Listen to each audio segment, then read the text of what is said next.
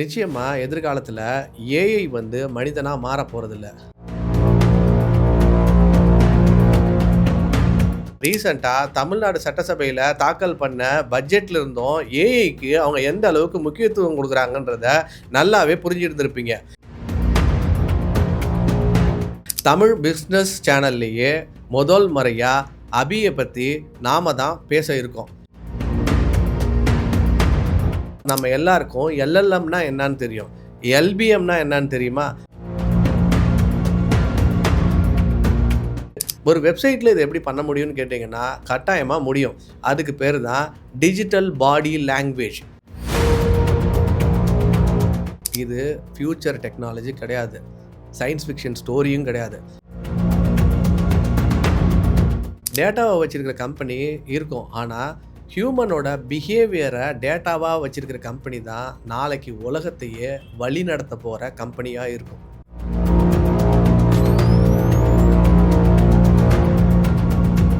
இன்னைக்கு உலகம் ஃபுல்லா இருக்கக்கூடிய ஒரு பிஸ்னஸும் யோசிச்சுக்கிட்டு இருக்கிற விஷயம் என்னன்னா, அது ஆர்டிஃபிஷியல் இன்டெலிஜென்ஸை பற்றி தான். அந்த ஆர்டிஃபிஷியல் இன்டெலிஜென்ஸை அவங்களோட பிஸ்னஸில் எப்படி இம்ப்ளிமெண்ட் பண்ணி ப்ரொடக்டிவிட்டியை இன்க்ரீஸ் பண்ணலாம், சேலை இம்ப்ரூவ் பண்ணலான்றதை பற்றி தான் யோசிச்சுக்கிட்டு இருக்காங்க. ரீசெண்டாக தமிழ்நாடு சட்டசபையில் தாக்கல் பண்ண பட்ஜெட்டில் இருந்தும் ஏஐக்கு அவங்க எந்த அளவுக்கு முக்கியத்துவம் கொடுக்குறாங்கன்றத நல்லாவே புரிஞ்சிருந்திருப்பீங்க.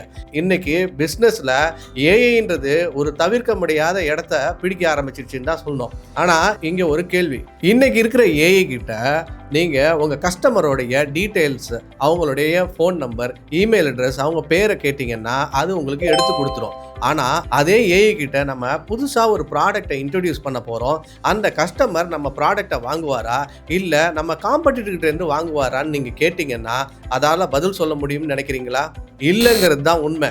ஏன்னா இன்னைக்கு இருக்கிற ஏஐ எல்லாமே டேட்டாவை புரிஞ்சுக்குமே தவிர கஸ்டமரோட பிஹேவியரை பற்றின அண்டர்ஸ்டாண்டிங்கே அதுக்கு கிடையாது. இப்போ இருக்கிற ட்ரெடிஷ்னல் ஏஐயிலிருந்து அடுத்த ஒரு பரிணாம வளர்ச்சி தான் அபின்னு சொல்கிறோம்.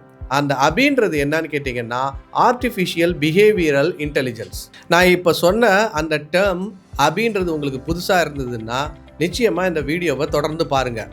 ஏன்னா நீங்கள் ஒரு வெப்சைட்டை வச்சு டிஜிட்டல் மார்க்கெட்டிங் பண்ணி உங்களோட லீடு எல்லாத்தையுமே எக்ஸல் ஷீட்டில் வச்சு நீங்கள் கன்வெர்ட் பண்ணுற பிஸ்னஸ் ஓனராக இருந்தாலும் சரி, இல்லை ஒரு டெடிகேட்டட் சிஆர்எம் வச்சு உங்கள் லீடெல்லாம் கேப்சர் பண்ணி பிஸ்னஸ் கன்வெர்ட் பண்ணக்கூடிய பிஸ்னஸ் ஓனராக இருந்தாலும் சரி, இவங்க எல்லாருமே இந்த வீடியோவை தொடர்ச்சியாக பாருங்கள். இதை ஒரு சைக்காலஜி சப்ஜெக்ட்னு நினச்சிடாதீங்க.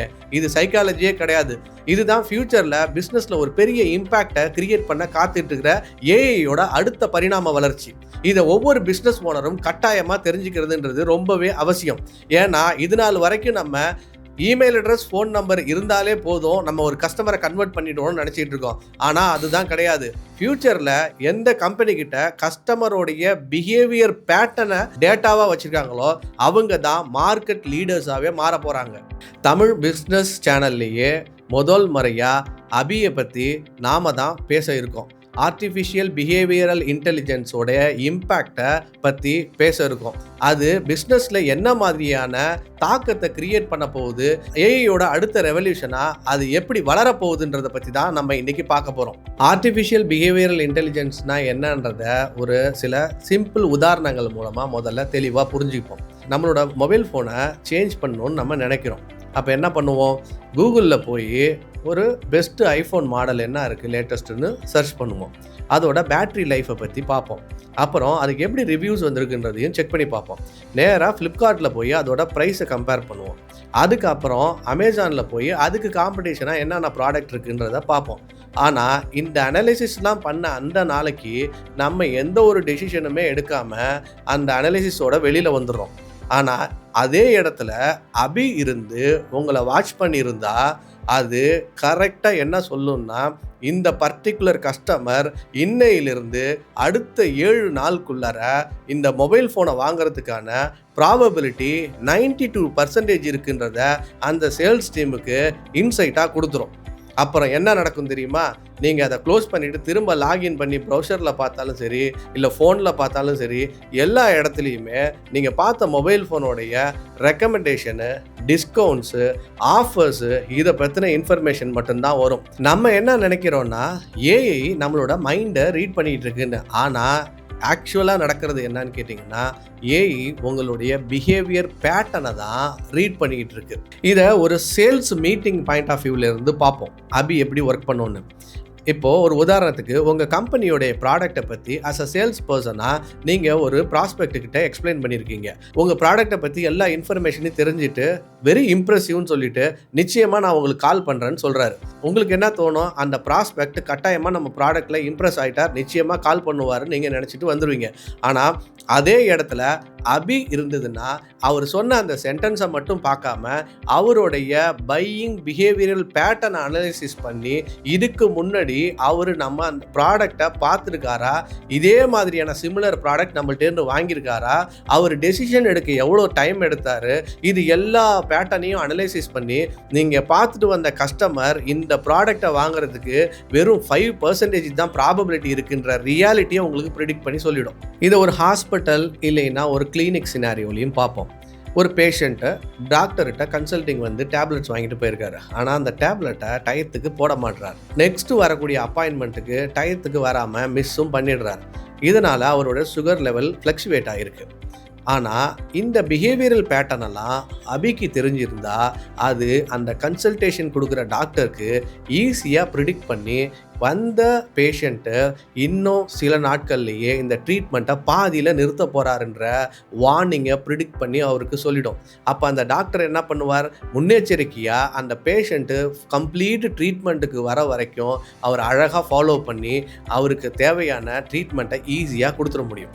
இதை ஒரு மேனுஃபேக்சரிங் இண்டஸ்ட்ரியில் இருக்கக்கூடிய ஒரு எக்ஸாம்பிளோட பார்ப்போம். மேனுஃபேக்சரிங் ப்ரொடக்ஷன் கம்பெனியில் இருக்கக்கூடிய ஒரு மிஷின் ஜாஸ்தியாக வைப்ரேஷன் ஆகுது, டெம்பரேச்சரும் ரைஸ் ஆகுது, அதோடு சேர்த்து கரண்ட் கன்சம்ஷனும் இன்க்ரீஸ் ஆகிட்டே போகுது. இந்த இடத்துல அபி அழகாக இந்த டேட்டாவெல்லாம் யூஸ் பண்ணி அனலைசிஸ் பண்ணி இந்த பர்டிகுலர் மிஷின் இன்னையிலேருந்து அடுத்த 3 நாளைக்குள்ளர ஃபெயிலியர் ஆகிறதுக்கான சான்சஸ் அதிகம்ன்ற இன்சைட்டை அந்த மேனுஃபேக்சரிங் கம்பெனிக்கு ஈஸியாகவே கொடுத்துரும். மேனுஃபேக்சரிங்கில் 2 விதமான மெயின்டெனன்ஸ் இருக்குது. ஒன்று ப்ரிவென்டிவ் மெயின்டெனன்ஸ், இன்னொன்று பிரேக் டவுன் மெயின்டெனன்ஸ். இந்த பிரேக் டவுன் மெயின்டெனன்ஸ்னால் வர லாஸ்ன்றது ரொம்ப ஹியூஜ்னே சொல்லணும். ஆக இந்த அபி டயத்துக்கு அதை ப்ரிடிக்ட் பண்ணி சொல்கிறதுனால அந்த கம்பெனி ஒரு பிரேக் டவுன் மெயின்டெனன்ஸ் ஈவெண்ட்டை அவாய்ட் பண்ணி ஒரு ப்ரிவென்டிவ் மெயின்டெனன்ஸாக அதை எடுத்துகிட்டு போய் அந்த லாஸை அவங்க டெஃபினட்டாக அவாய்ட் பண்ணுறதுக்கான வாய்ப்பு நிறையவே இருக்குது. நான் இப்போ சொன்ன எல்லா உதாரணத்துலேயும் ஒரு காமனான பாயிண்ட் ஒன்று இருக்குது. அது என்னன்னா, இந்த அபின்ற ஏஐ உங்களோட மைண்டை ரீட் பண்ணல, ஃபேஸை ரீட் பண்ணல, எந்த மேஜிக்குமே பண்ணல. இன்ஸ்டட் அந்த பிஹேவியரோடைய பேட்டர்ன்ற டேட்டாவை வச்சு அடுத்து என்ன நடக்க போகுதுன்றத ப்ரிடிக்ட் பண்ணி உங்களுக்கு சொல்லுது. இதுதான் ஆர்டிஃபிஷியல் பிஹேவியரல் இன்டெலிஜென்ஸ்ன்னு சொல்லக்கூடிய அபி. இன்றைக்கி நம்ம எல்லாருக்குமே ரொம்ப ஃபெமிலியரான ஒரு டேர்ம் இருக்குன்னா அது எல்எல்எம், லார்ஜ் லாங்குவேஜ் மாடல். இந்த லார்ஜ் லாங்குவேஜ் மாடலை பேஸாக வச்சு தான் ChatGPTயாக இருக்கட்டும், டீப்சீக்காக இருக்கட்டும், கிளாடாக இருக்கட்டும், கோபைலட்டாக இருக்கட்டும் எல்லாமே ஒர்க் ஆகுது. நம்ம எல்லாருக்கும் எல்எல்எம்னா என்னன்னு தெரியும், எல்பிஎம்னா என்னன்னு தெரியுமா? அந்த எல்பிஎம்ன்றது தான் லார்ஜ் பிஹேவியரல் மாடல். நம்மளுடைய ட்ரெடிஷ்னல் ஏஐ இன்டெலிஜென்ஸ்லேருந்து கொஞ்சம் கொஞ்சமாக நம்ம பிஹேவியரல் இன்டெலிஜென்ஸை நோக்கி நகர ஆரம்பிச்சிருக்கோன்றதான் அர்த்தம். இப்போ நம்ம தெரிஞ்சுக்க வேண்டிய இன்னொரு முக்கியமான விஷயம் என்னன்னா, ட்ரெடிஷ்னலாக இப்போ இருக்கக்கூடிய ஆர்டிஃபிஷியல் இன்டெலிஜென்ஸுக்கும் இதுக்கு அடுத்து வரக்கூடிய பிஹேவியரல் இன்டெலிஜென்ஸுக்கும் என்ன வித்தியாசன்றதை புரிஞ்சுப்போம். ஆர்டிஃபிஷியல் இன்டெலிஜென்ஸுன்றது நீங்கள் ஒரு கேள்வி கேட்குறீங்கன்னா அந்த கேள்விக்கு சரியான பதிலை சொல்லிடும். ஆனால் பிஹேவியரல் இன்டெலிஜென்ஸுன்றது நீங்கள் அடுத்ததாக என்ன கேள்வி கேட்க போகிறீங்கன்றதை முன்கூட்டியே அது ப்ரிடிக்ட் பண்ணிடும். அதே மாதிரி ஆர்டிஃபிஷியல் இன்டெலிஜென்ஸுன்றது டேட்டாவை அண்டர்ஸ்டாண்ட் பண்ணும். வேறஸ் பிஹேவியரல் இன்டெலிஜென்ஸுன்றது உங்கள் பிஹேவியர் பேட்டர்னை அண்டர்ஸ்டாண்ட் பண்ணும். ஆர்டிஃபிஷியல் இன்டெலிஜென்ஸு என்ன நடந்ததுன்னு சொல்லும், ஆனால் பிஹேவியரல் இன்டெலிஜென்ஸு ஏன் நடந்தது, அடுத்தது என்ன நடக்க இருக்குன்றதை உங்களுக்கு ப்ரிடிக்ட் பண்ணி சொல்லும். நான் இப்போ இது வரைக்கும் சொன்ன டிஃப்ரென்சஸ் எல்லாமே நீங்கள் புரிஞ்சுக்கிட்டாலே அபியோட கான்செப்டில் 50% நீங்கள் லேர்ன் பண்ணிட்டீங்கன்னு தான் அர்த்தம். இப்போ நம்ம அடுத்த பார்க்க போகிறது இந்த ஆர்டிஃபிஷியல் பிஹேவியரல் இன்டெலிஜென்ஸை 3 செக்மெண்ட் ஆஃப் பிஸ்னஸில் எப்படி பெஸ்ட்டாக யூஸ் பண்ண முடியுன்றது தான். First website and lead generation, ரெண்டாவது ஒரு ஸ்ட்ராங்கான சிஆர்எம் சிஸ்டம் வச்சிருக்கக்கூடிய கம்பெனி. அதில் அபி என்ன மாதிரியான ரோலை ப்ளே பண்ணி ஃப்யூச்சரில் டிஃப்ரென்ஸை கொண்டு வரப்போகுது. மூணாவது, லைக் அ கார்ப்பரேட் செட்டப் மாதிரி அவங்கள்ட்ட சாலிடான சிஆர்எம் சிஸ்டமும் இருக்கும், அதே அளவுக்கு கஸ்டமர் டேட்டா பேஸும் சஃபிஷியண்ட்டாகவே இருக்கும். அவங்க அடுத்த ப்ராடக்ட்டு அவங்களுடைய பிஸ்னஸ் இன்டெலிஜென்ஸ் ரிப்போர்ட்டை வச்சு தான் டிசைடே பண்ணுவாங்க. இந்த 3 செக்மெண்ட்லேயுமே இந்த அபி ஃப்யூச்சரில் கிரியேட் பண்ணக்கூடிய இம்பேக்ட், அதே மாதிரி அது எந்த அளவுக்கு அந்த பிஸ்னஸை சேஞ்ச் பண்ண போகுது அப்படின்றத நம்ம ஒன்று ஒன்றா பார்ப்போம். நீங்கள் ஒரு பிஸ்னஸ் ஓனர் வெப்சைட் வச்சுருக்கீங்க. ஒரு விசிட்டர் உங்கள் வெப்சைட்குள்ளே வரார். வந்து ப்ராடக்ட் எல்லாத்தையும் பார்க்குறார். அதில் ஒரு பர்டிகுலர் ப்ராடக்டோடைய ப்ரைஸிங் பேஜ்குள்ளே போகிறார். ப்ரைஸிங் பேஜையும் பார்த்துடுறாரு, ப்ரைஸையும் அண்டர்ஸ்டாண்ட் பண்ணிக்கிறாரு. அண்ட் தென் உங்களுடைய ப்ராடக்டை பற்றின ஒரு டெமோ வீடியோவையும் அவர் பார்க்குறாரு. அந்த வீடியோவை பார்த்து முடிச்சுட்டு உங்கள் ப்ராடக்டை பற்றின ஒரு ப்ரௌசரை டவுன்லோட் பண்ணிட்டும் போயிடுறாரு. ஆனால் உங்கள் வெப்சைட்டுக்குள்ளே வந்து எந்த என்கொயரியுமே அவர் ஃபில்லப் பண்ணல. வந்துட்டு ஒரு 5 மினிட்ஸில் இந்த ஒர்க்கெல்லாம் முடிச்சுட்டு அவர் கிளம்பிடுறாரு. ஒரு ட்ரெடிஷ்னல் வெப்சைட் அனலிட்டிக் டூல் என்ன சொல்லுன்னா, ஒரு விசிட்டர் வந்தார், கிட்டத்தட்ட 5 மினிட்ஸ் இந்த அனாலிசிஸ்லாம் பண்ணார், போயிட்டாருன்றது தான் சொல்லும். ஆனால் அபி என்ன சொல்லுன்னா, வந்த விசிட்டர் நம்ம ப்ராடக்டை வாங்கிறதுக்கு 87% ப்ராபபிலிட்டி இருக்குன்ற இன்சைட்டை சேல்ஸ் டீமுக்கு கொடுத்து, அதோடு மட்டும் இல்லாமல் அவரை இன்னும் 1 மணி நேரத்தில் நீங்கள் கான்டாக்ட் பண்ணுங்கன்ற இன்சைட்டையும் கொடுத்துரும். கஸ்டமர் நம்மள்கிட்ட என்கொயரி பண்ணுறதுக்கு முன்னாடியே நம்ம சேல்ஸ் டீமை அவங்கள அப்ரோச் பண்ணிடுவாங்க. அதே மாதிரி இங்கே நடந்தது என்னன்னா, அபி அவருடைய பையிங் இன்டென்ஷனை அழகாக ப்ரிடிக்ட் பண்ணிடுச்சுன்னே தான் சொல்லணும். இதோட இன்னொரு பெரிய சேலஞ்சு நமக்கு பிஸ்னஸில் இருக்குன்னா, அது நம்ம வெப்சைட்டை விசிட் பண்ணுறவங்க யாராக வேணா இருக்கலாம். உதாரணத்துக்கு ஜென்யூன் கஸ்டமராக இருக்கலாம், ஒரு ஸ்டூடெண்ட்டாக இருக்கலாம். ஏன் இன்றைய காலகட்டத்துக்கு நிறைய பாட்ஸே வெப்சைட்டை விசிட் பண்ண ஆரம்பிச்சிடுச்சு. காம்படிட்டர் கூட விசிட் பண்ணிருக்கலாம், இல்லைன்னா ரிசர்ச் பர்பஸ்க்கு கூட யாராவது விசிட் பண்ணிருக்கலாம். ஆனால் இவ்வளோ டேட்டாவையும் எடுத்து ஒரு சேல்ஸ் டீம் ஒர்க் பண்ண ஆரம்பித்தாங்கன்னா, மெஜாரிட்டி டைம் அவங்க ஜென்யூன் கஸ்டமரை விட்டுட்டு யாரெல்லாம் கஸ்டமர் இல்லையோ அவங்கள்ட்ட தான் டைம் ஸ்பெண்ட் பண்ணுற மாதிரி ஆயிடுது. அதுவே இந்த இடத்துல அபி என்ன பண்ணுன்னா, ஜென்யூன் பையரை அழகாக ஐடென்டிஃபை பண்ணி அவங்களுக்கு கொடுத்துரும். இப்போ நான் மேலே சொன்ன விஷயம் எப்படி சாத்தியம்னு உங்களுக்கு ஒரு கேள்வி வரலாம். இப்போது நேரடியாக நம்ம ஒரு மீட்டிங்க்கு போகிறோம், ஒரு கஸ்டமர்கிட்ட ப்ராடக்டை பற்றி எக்ஸ்பிளைன் பண்ணுறோம். அவரோட ரியாக்ஷனை வச்சு அவர் டெசிஷன் எடுத்துட்டாரா, இல்லை கன்ஃபியூஷனாக இருக்காரா, இல்லை அவர் என்ன பண்ண போகிறாருன்றதை நம்ம ஓரளவுக்கு அவருடைய பாடி லாங்குவேஜை வச்சு நம்மளால் அசஸ் பண்ண முடியும். அப்படி இருக்கும்போது ஒரு வெப்சைட்டில் இதை எப்படி பண்ண முடியும்னு கேட்டிங்கன்னா, கட்டாயமாக முடியும். அதுக்கு பேர் தான் டிஜிட்டல் பாடி லாங்குவேஜ். உதாரணத்துக்கு ஒரு வெப்சைட்டுக்குள்ளே உங்கள் விசிட்டர் வராரு அப்படின்னா, அவர் எந்தெந்த பேஜெல்லாம் பார்த்தாரு, எந்த செக்ஷனை பார்த்தாரு, அவரோட மவுஸ் மூவ்மெண்ட் எப்படி இருந்தது, அவர் என்ன டிவைஸ்லேருந்து வந்தாருன்ற இந்த பிஹேவியரல் பேட்டர்ன்ஸ் எல்லாத்தையுமே கலெக்ட் பண்ணி, இதிலிருந்து அபி அழகாக அவர் வந்தவர் ஒரு காம்படிட்டரா, இல்லை ஜென்யூன் பையரா, இல்லை வந்தது பாட்டா, இல்லை வந்தவர் ஒரு ரிசர்ச் பர்பஸ்க்காக வந்திருக்காங்களான்றதை ஈஸியாகவே அனலிசிஸ் பண்ணி சொல்லிட முடியும். இதுதான் வெப்சைட் ஆர்டிஃபிஷியல் பிஹேவியரல் இன்டெலிஜென்ஸ். இதுதான் அடுத்த மிகப்பெரிய மாற்றத்தை உருவாக்க போகுது. இன்றைக்கி இருக்கக்கூடிய வெப்சைட்டில் யார் வந்தான்ற இன்ஃபர்மேஷனை எடுத்துட முடியும். ஆனால் பிஹேவியரல் இன்டெலிஜென்ஸ் வெப்சைட்டில் ஏன் வந்தாங்க, அடுத்து என்ன பண்ண போகிறாங்கன்றத அது ஈஸியாகவே உங்களுக்கு சொல்லிட முடியும். இப்போ நம்ம பார்க்க போகிறது அடுத்தது ஒரு ஸ்ட்ராங்கான சிஆர்எம் வச்சுக்கிட்டு சேல்ஸ் அண்ட் மார்க்கெட்டிங் பண்ணக்கூடிய கம்பெனியோட சினாரியோஸில் அபி எப்படி இம்பேக்ட் அண்ட் யூஸ்ஃபுல்லாக இருக்க போகுதுன்றதை பார்ப்போம். ட்ரெடிஷ்னல் சிஆர்எம்மில் ஒரு மிகப்பெரிய கேப் இருக்குது. உதாரணத்துக்கு ஃபியூ இயர்ஸ்க்கு பிஃபோர் தமிழ்நாட்டில் உள்ள ஒரு ப்ராமினெண்ட்டான ரியல் எஸ்டேட் கம்பெனிக்கு நாங்கள் பிஸ்னஸ் கன்சல்டிங் பண்ணோம். அப்போது அவங்களோட சிஆர்எம் சிஸ்டத்தில் கிட்டத்தட்ட few lakhs of enquiry data இருந்தது. அவங்க கேட்ட ஒரே கேள்வி, இவங்களை எப்படி நாங்கள் கஸ்டமராக கன்வெர்ட் பண்ணுறதுன்றது. அப்போ இருந்த கேப் என்னன்னு கேட்டிங்கன்னா, இன்றைக்கி இருக்கிற எல்லா ட்ரெடிஷ்னல் சிஆர்எம் சிஸ்டத்துலேயும் கஸ்டமரோட name, email address, mobile number, அவங்க இதுக்கு முன்னாடி வாங்கின என்ன ப்ராடக்ட் வாங்கினாங்களோ அதோட டீட்டெயில்ஸ் எல்லாமே இருக்கும். ஆனால் அந்த டேட்டாவை வச்சு கஸ்டமர் யாருன்னு வேணால் ஐடென்டிஃபை பண்ணலாமே தவிர அந்த டேட்டாவை வச்சு கஸ்டமர் என்ன செய்வாருன்றதை சொல்லவே முடியாது.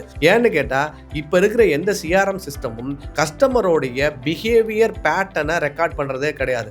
அதனால தான் ஃப்யூச்சரில் வரப்போகிற சிஆர்எம் எல்லாமே ஒரு கஸ்டமருடைய பேசிக் டேட்டாவை மட்டும் ஸ்டோர் பண்ணாமல் கஸ்டமரோட பையிங் இன்டென்ட்டு, அவங்களுடைய அப்ஜெக்ஷன் பேட்டர்னு, அவங்களுடைய பையிங் கான்ஃபிடென்ஸு, பிஹேவியர் ஸ்கோருன்னு சொல்லி இது எல்லாத்தையுமே ஸ்டோர் பண்ணி இந்த டேட்டாவை பேஸ் பண்ணி தான் அது அனலைசிஸே பண்ணி சேல்ஸ் டீமுக்கு இன்சைட்டே கொடுக்க போகுது.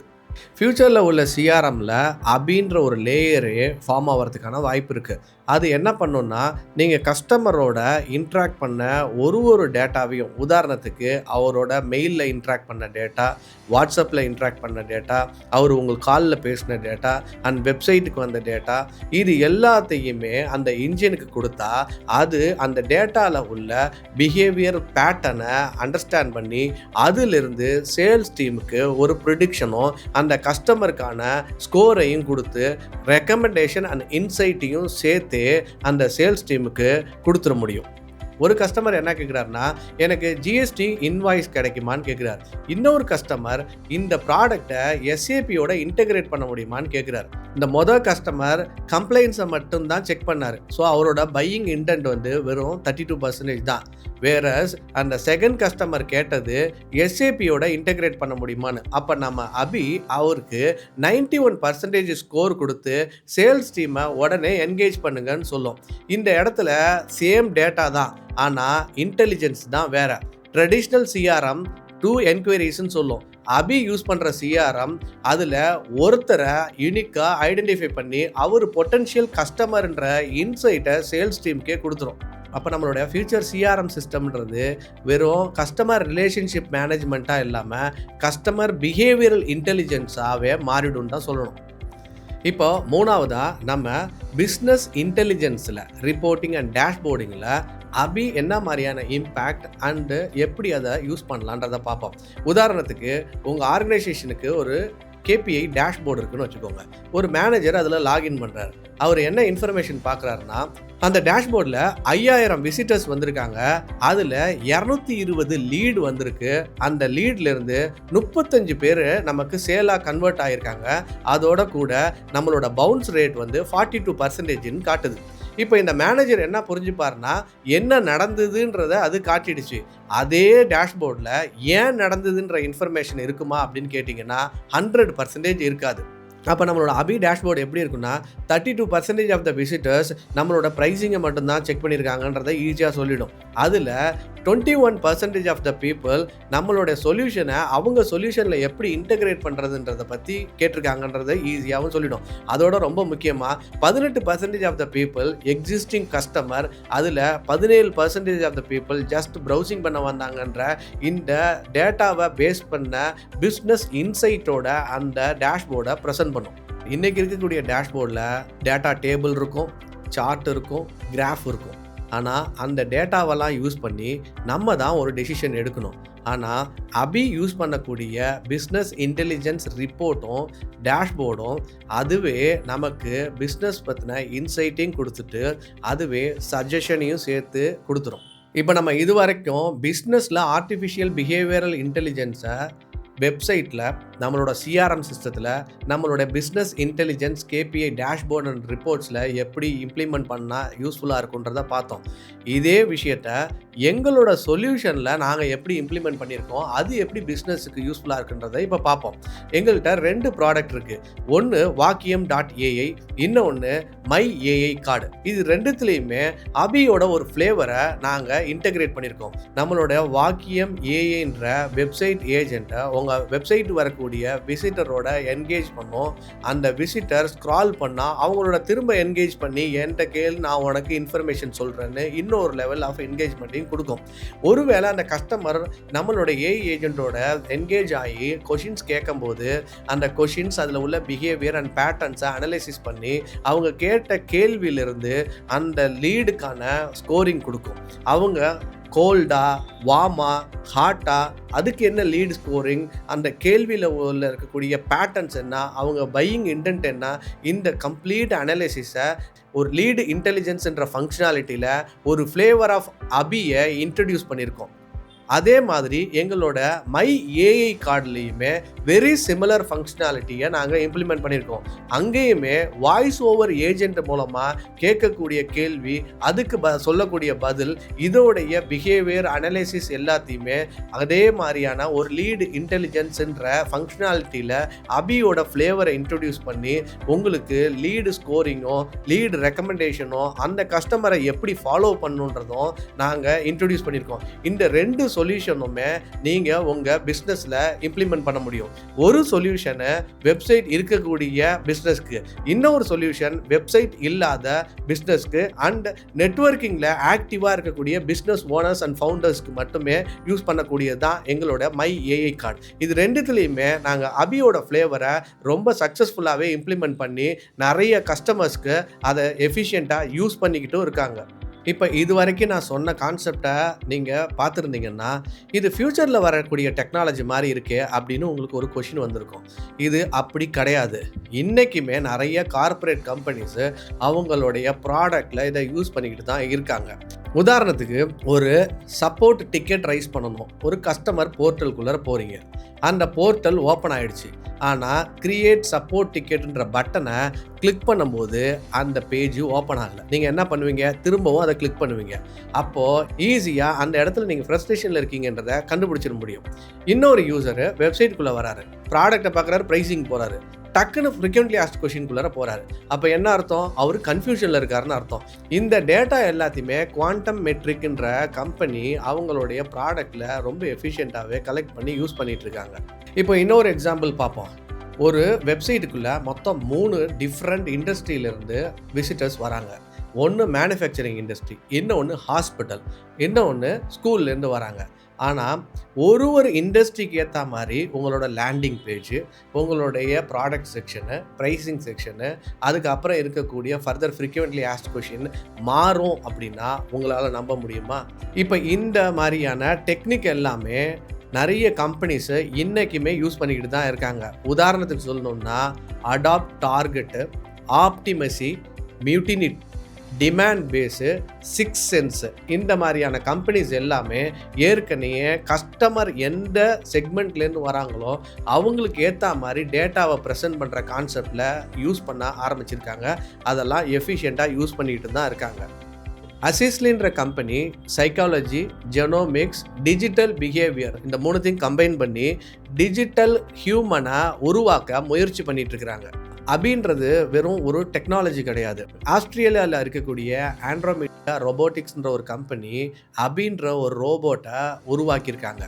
இந்த அபி ரோபோட்ன்றது நம்மளுடைய ஃபேஸை ரெகக்னைஸ் பண்ணும், எமோஷனை டிடெக்ட் பண்ணும், இதுக்கு முன்னாடி பேசின கான்வர்சேஷன் அண்ட் பிஹேவியரெல்லாம் ஞாபகத்தில் வச்சுருக்கோம். இந்த ரோபோட்டை ஓல்டேஜ் ஹோமில் இருக்கக்கூடிய சீனியர் சிட்டிசனுக்கு ஒரு பெஸ்ட் கம்பேனியனாக இன்றைக்கும் யூஸ் ஆகிட்டு தான் இருக்குது. இன்றைக்கி ரோபோட்டை பேசுகிறது ஒரு விஷயம் கிடையாது, ஆனால் அந்த ஹியூமனோட பிஹேவியருக்கும் அவங்களோட எமோஷனுக்கும் ஏற்ற மாதிரி பேசுகிறது தான் இங்கே உண்மையிலேயே பெரிய விஷயமே.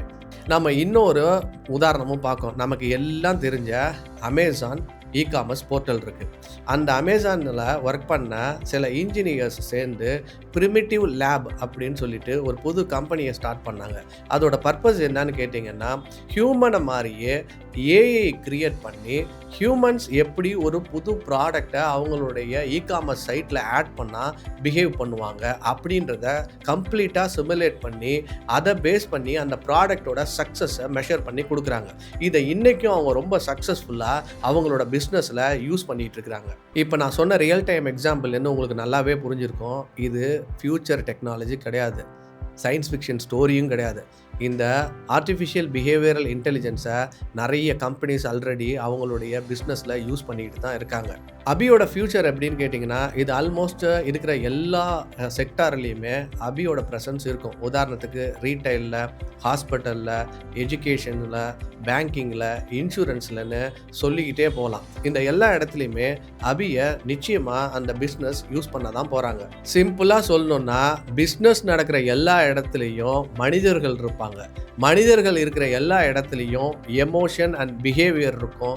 இந்த 2ம் எமோஷன் அண்ட் பிஹேவியர் இருக்கிற எல்லா இடத்துலயுமே கட்டாயமா இருக்கும். அதுதான் ஆர்ட்டிஃபிஷியல் பிஹேவியரல் இன்டெலிஜென்ஸ். இதுதான் ஃபியூச்சர் பிஸ்னஸையே டிட்டர்மைன் பண்ண போகுது. ஃபியூச்சர் பிஸ்னஸோட சக்ஸஸே அபியோட இம்ப்ளிமெண்டேஷன்ல தான் இருக்க போகுது. ஒரு மார்க்கெட் லீடர்ன்றவர் ஒரு பெஸ்ட் ப்ராடக்ட்னாலேயோ அவர்கிட்ட வச்சிருக்கிற என்கொயரி டேட்டானாலேயோ கிடையாது. நிச்சயமா கஸ்டமரோட பிஹேவியர் பேட்டர்னை யாரெல்லாம் வச்சிருக்காங்களோ அவங்க தான் அந்த செக்மெண்ட் ஆஃப் பிஸ்னஸில் கட்டாயமாக மார்க்கெட் லீடராக இருப்பாங்க. அதுக்கு முக்கியமான ஒரு பங்காக தான் அபி ஃபியூச்சரில் அவங்களுக்கு ஒர்க் பண்ண போகுது. நம்ம நினைவில் வைக்க வேண்டிய விஷயம் என்னன்னா, டெக்னாலஜி டேட்டாவை கலெக்ட் பண்ணும். ஆனால் ஆர்டிஃபிஷியல் இன்டெலிஜென்ஸ் அந்த டேட்டாவில் இருக்கக்கூடிய பேட்டர்னை ஐடென்டிஃபை பண்ணும். பிஹேவியரல் இன்டெலிஜென்ஸ் தான் அந்த பேட்டர்னில் உள்ள பிஹேவியரை பேஸ் பண்ணி பிஸ்னஸ்க்கான டெசிஷனையே கொடுக்கும். நிச்சயமாக எதிர்காலத்தில் ஏஐ மனிதனாக மாற போகிறதில்ல. அதே நேரத்தில் ஏஐ ஹியூமனோடைய பிஹேவியரல் பேட்டர்னையும் எமோஷனையும் கன்சிஸ்டண்ட்டாக அனலைசிஸ் பண்ணி நல்ல பெட்டராகவே அண்டர்ஸ்டாண்ட் பண்ணும். அதனால் ஒரு ஏஐன்றது நீங்கள் கேட்ட கேள்விக்கு பதில் சொல்லும். ஆனால் ஆர்டிஃபிஷியல் பிஹேவியரல் இன்டெலிஜென்ஸுன்றது நாளைக்கு என்ன நடக்குன்றத ப்ரிடிக்ட் பண்ணி உங்களுக்கு சொல்கிறதுக்கான வாய்ப்பு இருக்குது. உங்கள் பிஸ்னஸில் ஆர்டிஃபிஷியல் இன்டெலிஜென்ஸ் ஆர்டிஃபிஷியல் பிஹேவியரல் இன்டெலிஜென்ஸை இம்ப்ளிமெண்ட் பண்ணுறதுக்கு கன்சல்டிங் தேவையாக இருந்தால் கீழே இருக்கக்கூடிய நம்பருக்கு கால் பண்ணுங்கள். எங்கள் வெப்சைட்டில் இருக்கக்கூடிய வாட்ஸ்அப்பில் மெசேஜ் பண்ணுங்கள். அதே மாதிரி எங்கள் வெப்சைட்டில் இருக்கக்கூடிய வாக்கியம்.ஏஐன்ற ஏஐ ஏஜென்ட்டோட நீங்கள் தாராளமாக இன்ட்ராக்ட் பண்ணி உங்களுக்கு தேவையான இன்ஃபர்மேஷனையும் கேட்டுக்கலாம். டேட்டாவை வச்சுருக்கிற கம்பெனி இருக்கும், ஆனால் ஹியூமனோட பிஹேவியரை டேட்டாவாக வச்சுருக்கிற கம்பெனி தான் நாளைக்கு உலகத்தையே வழி நடத்த போகிற கம்பெனியாக இருக்கும்.